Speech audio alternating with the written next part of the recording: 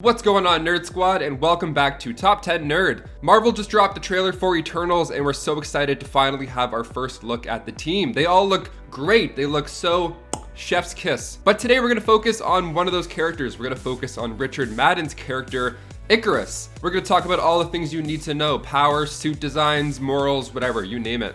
I'm Taylor McWatters, and here are the top 10 facts you need to know of Eternals Ikaris. Let's go. Number 10, comic book origins. Okay, so who are the Eternals? Why are these guys coming in so late? Where were they the whole time? Well, the Eternals made its Marvel debut back in 1976, and their creator, Jack Kirby, actually spent some time at DC before Marvel, like most of the greats do. Now, over there, he created the new gods, but ultimately Kirby really didn't have that much freedom, so he went to Marvel. And there, he was still inspired by these large-scale cosmic sci-fi elements of the new gods, so he began to write the Eternals. So Kirby initially didn't want Eternals to cross over with other Marvel characters. Cut to 2021, and the Eternals are talking about the Avengers in the middle of dinner. And then Ikaris says he could maybe lead them, and the gang laughs. I mean, one, that's pretty rude, but could he? Will he?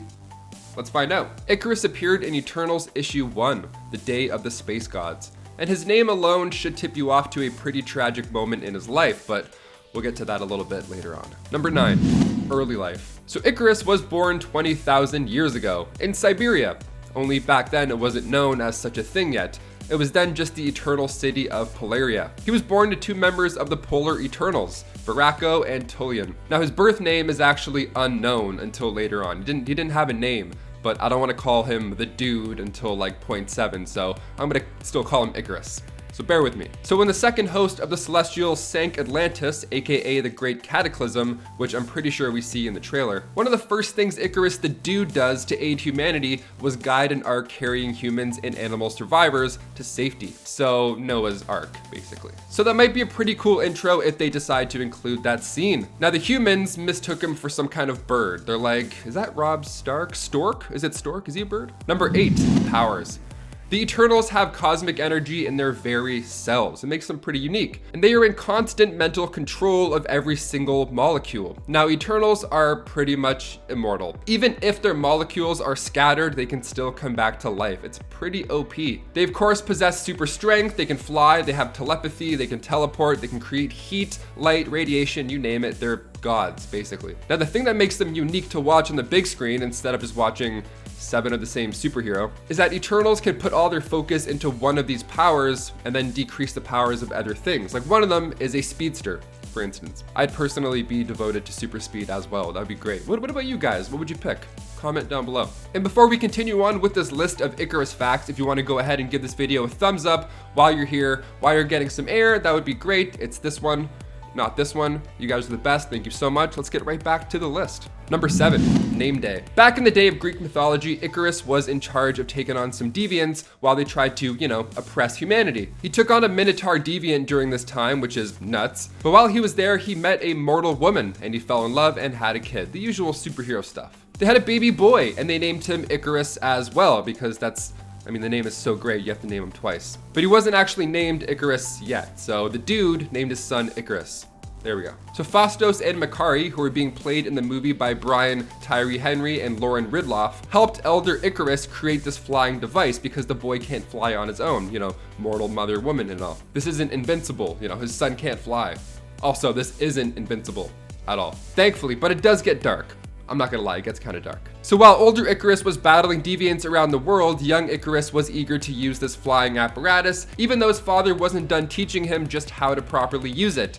So he flew up, and just like the mythology, he flew too close to the sun and bit the bullet. All the while, his father was out kicking ass. Now around this time, Ikaris and Phastos were watching Hercules save the city from the Hydra. So hopefully we get a little tease in that. I know Hercules and all these gods might get introduced really soon with Thor. So we might be coming full circle. Number 6, the Pyramid of the Winds. Ikaris's uncle and other Eternal Phastos created something called the Pyramid of the Winds. Now it was basically the room from The Conjuring, only instead of haunted artifacts from all over the world, it was the most powerful weapons from all over the universe. In issue 19 of Eternals, Droog went to the Pyramid of the Winds to find a weapon that could destroy a Celestial. Now the symbol of the pyramid is actually imprinted on Ikaris's brow. It's not usually visible unless he's in a lot of neural pain. So if you see this thing light up on the big screen, you know it's you know something's afoot. Number 5, his costume. Now let's talk more about this costume. He looks so good. In the first trailer, we get that glorious shot at the end where all the Eternals are standing there and they look amazing. His suit from the comics was black and blue, just like that dress that went viral, and no, don't tell me otherwise. So not only does it look flashy, but it also has purpose. There are certain symbols which have a molecular pattern, and to recreate that pattern, well, that was the only way to get into that vault with all those cool weapons. So he's the key to unlocking this thing. Literally. Another feature of this suit was if by any chance an intruder did get in, the suit would glow up. He's got his notifications turned on the suit. That's smart. Number 4, another tragedy. The passing of a father is pretty standard in the superhero life at this point. His father, Viraco, met his fate while battling a mutated earthworm, of all things, about 1,000 years ago. Now this happened while a group of Eternals were setting up camp getting ready for the third host of the Celestials to cause chaos. Now afterwards, Vulcan adopted Ikaris as his own son, and for the thousands of years afterwards, Ikaris was constantly being trained. Now his only job was to train in order to locate the beacon left behind by the Celestials in Peru. It's a lot of training. I'd be tapped out by year 26 of training, actually, probably. Number 3, memory wipe. The thing is, when you live that long, you see a lot and you learn a lot more. Now, one of the Eternals, Makari, is a speedster, so they're even smarter than the average Eternal. You can see them speed reading in the trailer, actually. But Ikaris and his fellow Eternals were once victims of a memory wipe, like Men in Black style. Gone. All because of one Eternal, Sprite. So after this memory wipe, he went by the name of Ikaris and was immediately caught by deviants, Moryak and Gelt. They vaporized the dude, but like I said, they can't really die, so he kind of just respawned under Olympia.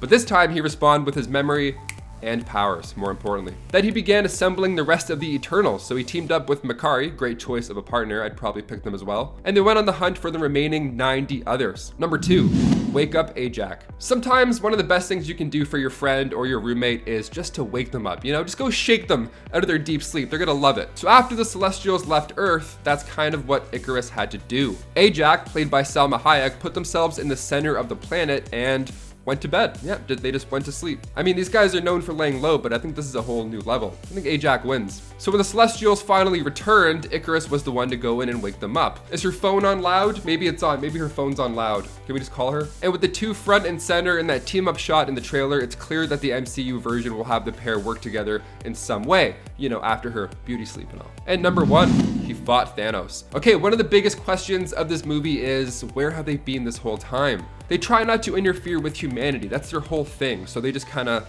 watch from afar. The internet is killing it with memes. It's kind of hilarious. And Thanos is technically an Eternal. Is there a connection here? Will we get a flashback?